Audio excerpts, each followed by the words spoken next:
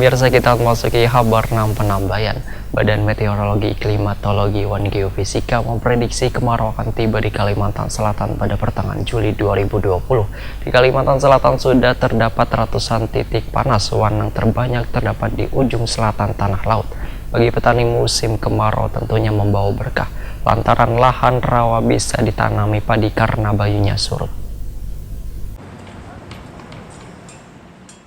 Badan Meteorologi, Klimatologi, dan Geofisika memprediksi kemarau akan tiba di Kalimantan Selatan pada pertengahan Juli 2020.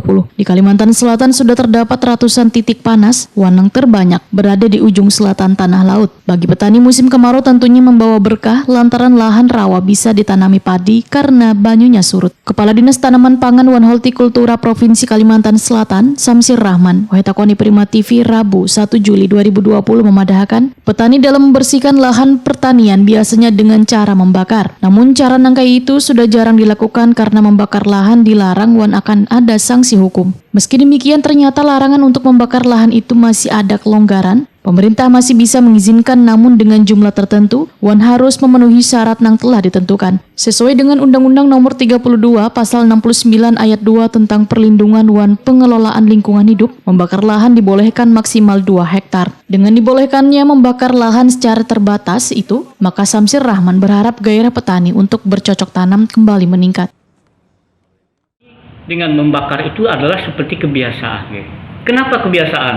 Mereka dengan membakar, yang pertama, mereka efisien, tidak mengeluarkan biaya banyak, tidak menggunakan alat mesin pertanian. Kemudian yang kedua, mereka membunuh hama, membunuh turiang dan lain-lain. Mereka tidak perlu herbisida. Nah, tetapi ini bertentangan dengan aturan.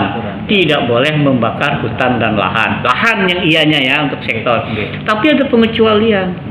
Pengecualiannya yaitu di Undang-Undang 32 Pasal 6 Ayat 2 bagi daerah-daerah yang spesifikasi lokal boleh untuk melakukan pembakaran, tapi dengan syarat maksimal hanya 2 hektar.